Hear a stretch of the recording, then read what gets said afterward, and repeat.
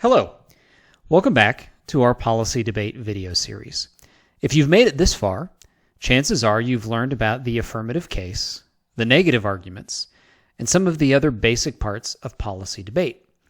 But we haven't talked about how to take those concepts and apply them in the various speeches that make up a debate round. So it's about time that we do that. As always, let's start with the basics. Each speech in policy debate has a purpose. We will talk about the purpose of each speech and how you can maximize that purpose. Each speech also has a series of techniques that allow an individual debater to execute the purpose of that speech fairly consistently from round to round. And finally, one of the most basic points about policy debate, and frankly debate in general, is that when you think of a debate round, you should think of a funnel shape. Each debate round starts out on both sides with lots of arguments. But then, hopefully at least, the debate should begin to condense down to the most relevant, strongest, and persuasive points that each side believes a judge should vote for them because they made those arguments. So in other words, every single statement and argument you make in a debate round doesn't make it through to the end. That's where the strategy of policy debate comes in, learning how, when, and where to create the funnel by shrinking down the amount of arguments. First speech in the debate, the first affirmative constructive. It is by far the easiest speech in policy debate because it has one purpose: present the affirmative case. It has one technique. You read the affirmative case. As you know from watching the affirmative case video, that speech is prepared ahead of time. The 8 minutes that you get to give the first affirmative constructive are filled with a pre-written document that contains the affirmative case. Now, first affirmative speakers don't get off that easy. They have to give a presentation that is eloquent and engaging. So it's not simply standing up and reading from a document. It is reading in a way that causes those in the room to pay attention, to learn, and understand the affirmative's point. The first negative constructive, the negative's very first opportunity to address the judge. 3 things here. First, you read off-case positions. What do we mean by off-case positions? Those are disadvantages, topicality, counterplans, and critiques. We call them off-case positions because they are not directly attacking the substantive arguments that the first affirmative speech made. They are arguments related to what the first affirmative speech said. For example, a disadvantage says the plan will change the status quo in a bad way.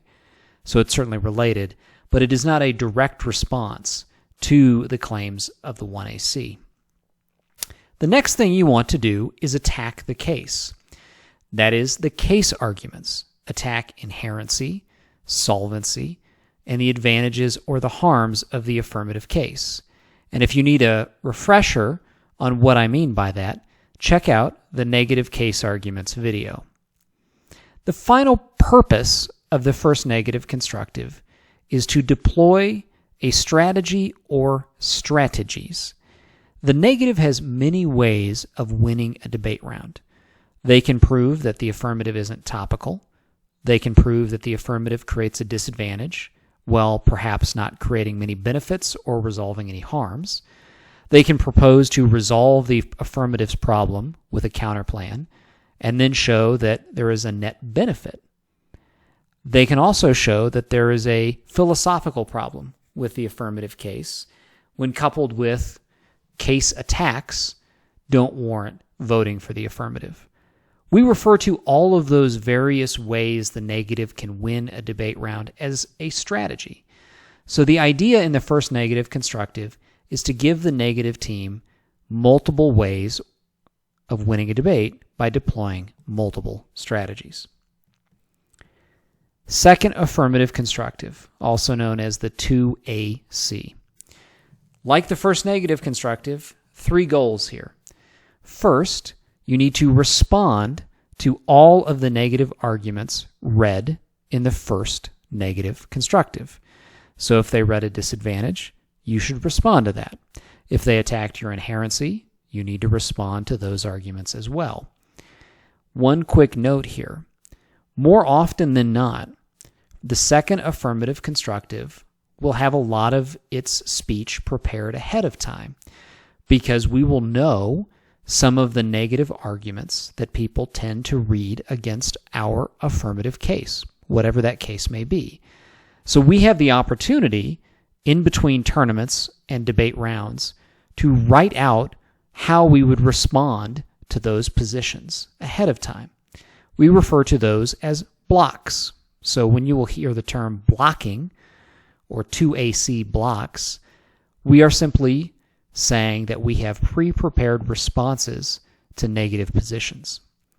In addition to responding to all of the negative arguments, the 2AC needs to begin to explain and expand upon the arguments that the 1AC made.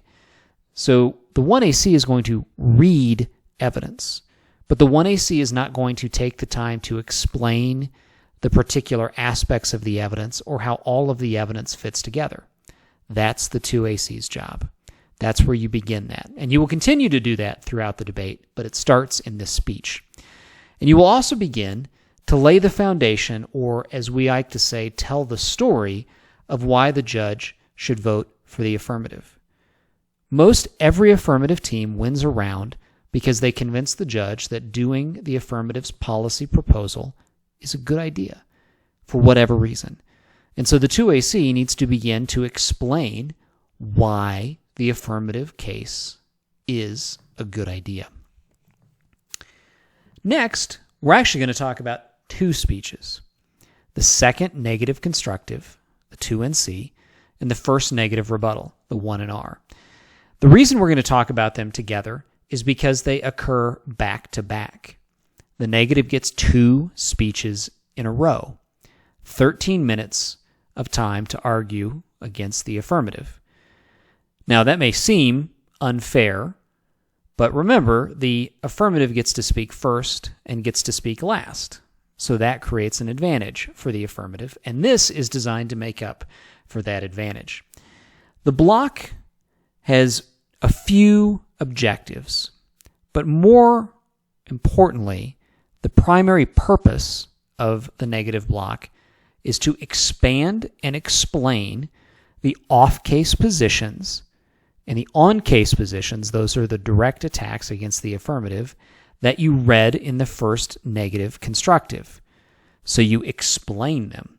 Just like the 2AC has to build upon the 1AC arguments and explain how those arguments fit together, the 2NC and the 1NR have to do the same just for the negative positions.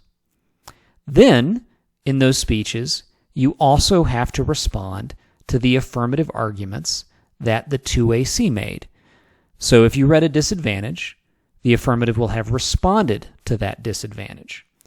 Your job then, either in the 2NC or the 1NR, is to explain that disadvantage and respond to whatever the affirmative said to your argument.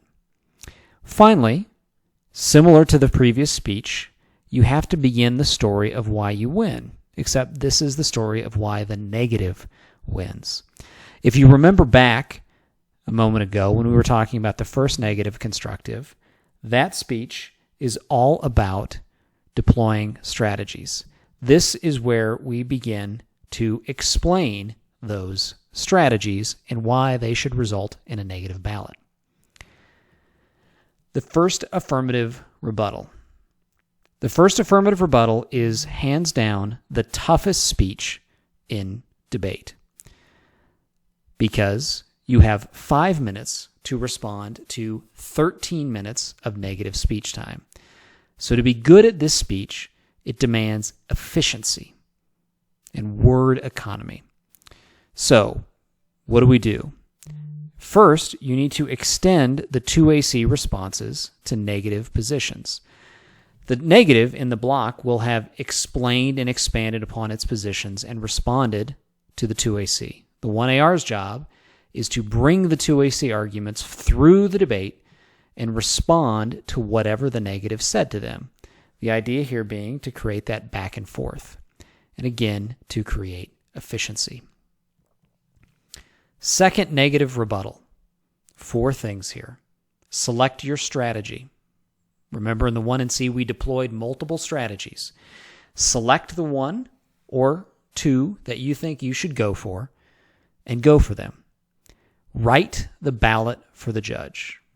Not actually writing the ballot, because you can't do that, but think of a way to give a speech where if your judge listens and goes, I agree with that, they would be able to write out that set of arguments as a reason to vote for you, the negative. Explain the positions that support your strategy, whether it's a disadvantage, topicality, or direct attacks against the affirmative case. And then finally, respond to the 1AR arguments relevant to the positions you believe support your winning strategy. The second, affirmative rebuttal. Very similar to the second, negative rebuttal.